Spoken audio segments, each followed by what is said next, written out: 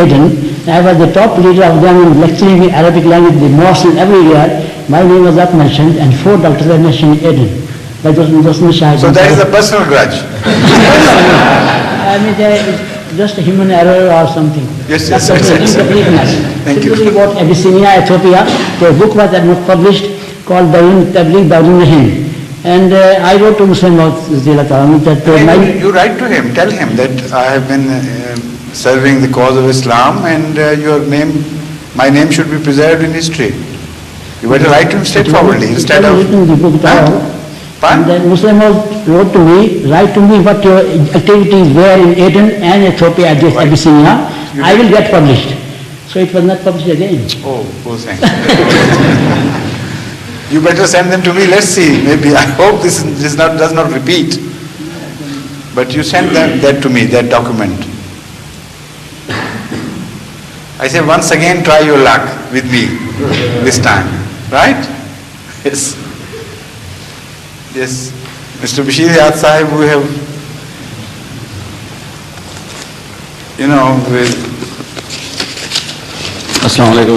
tested your patience too long, haven't we?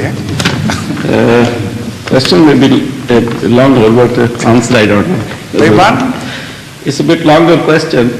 Like but I will read it quickly. Yes. Would Hazur kindly explain the meaning of tawakkul ala Allah? That is trust in Allah Ta'ala. In this connection, we notice when a visitor came to see the Holy Prophet sallallahu alaihi wasallam and was asked how he left the camel, he said that in the care of Allah Ta'ala. The Holy Prophet sallallahu alaihi wasallam immediately advised him to go back and tie the camel to something. Would Hazur kindly explain whether it means that we should use all available lawful means first and then have trust in Allah Ta'ala, or we can act according to the situation, and this rule does not apply in all cases. According to which situation? Of course, the camels are not always involved in human situations, but the principle is involved everywhere. There could be cases for instance, give me one example where this principle is not applicable. A person is drowning and you are looking and you will not think of safety, your safety first, you will just try to save the body, the person, or something like that. So how the principle will not be applicable to the situation? Explain. Normally, if you are saving somebody and there is still time, you think that there is a boat or something in trouble, you will have all the precautions to save yourself, like boat, you can have something like that.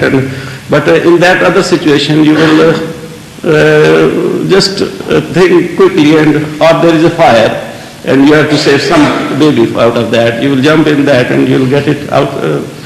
The situation should differ. Get lost yourself. So what? Where is the question? I still can't understand.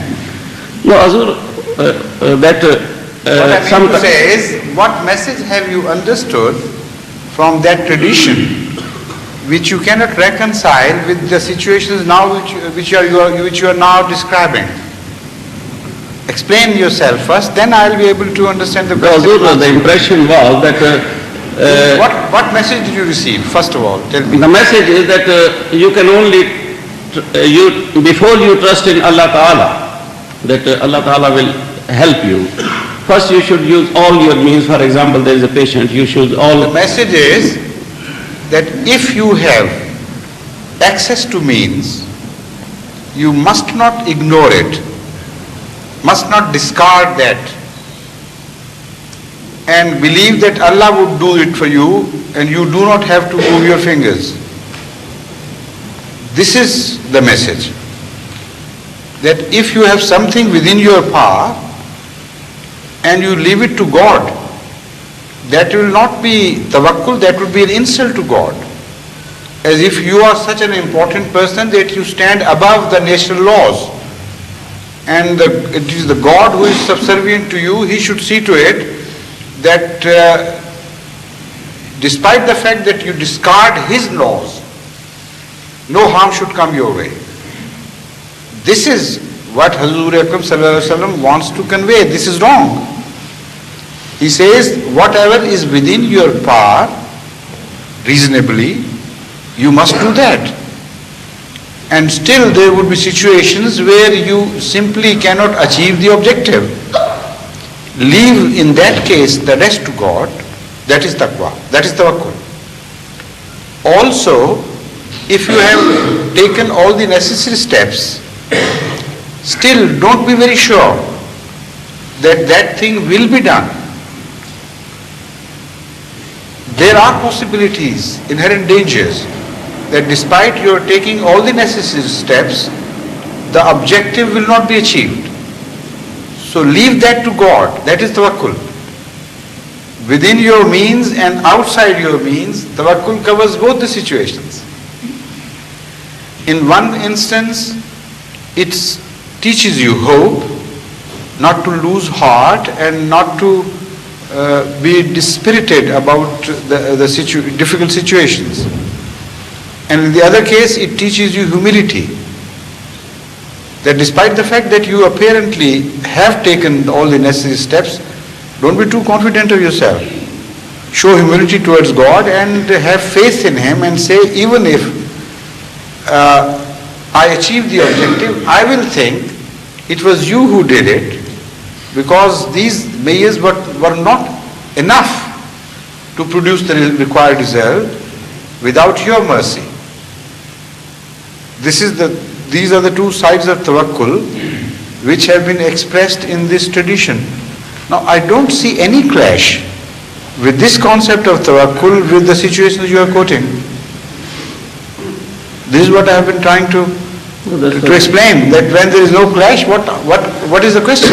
No, because this question rose to me, and that I thought that if Hazur can throw light on this subject, I wanted to ask the question on tawakkul ilallah. And you I always try made to some go ground. about it, in a very devious way, an intricate manner, so that one loses the purpose of the question. Please. Hello? Yes? Please? This is partly related to the previous question. Yes? Throughout history, from Paul onwards, people have said that in crises, such as being tortured or imprisoned or whatever, they have been helped by the risen Christ. And even nowadays, people who've been like drug addicts or alcoholics, and who haven't been able to be helped in any other way, have been preached to, and then they've been converted, and they believe that Jesus has helped them. And some have even said they have seen Jesus and talked to Him. Yes? Now, would you say that these are all misguided people who would equally have been helped if they'd come to a real faith in God? Or do you believe that Jesus as a prophet came back and they mistakenly thought He was Christ? Now, very interesting question again, but again it has to be analyzed in a much broader canvas.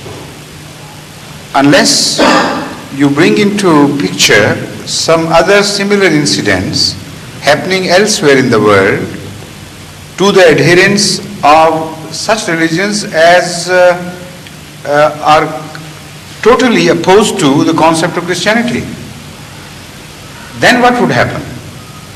You can't individually take such cases and begin to draw your conclusions, otherwise they will begin to clash with other conclusions drawn from the similar situations. So the result would either be total denial of God, that these things are only accidental and people in their own moods and beliefs draw such conclusions as refer to God. There is no such thing as God, and these things do happen. Or perhaps they are liars. Some of them are, and we don't know which ones and which ones are not. Or perhaps it's just wishful thinking on their part. So, without considering what is happening in the world as such, and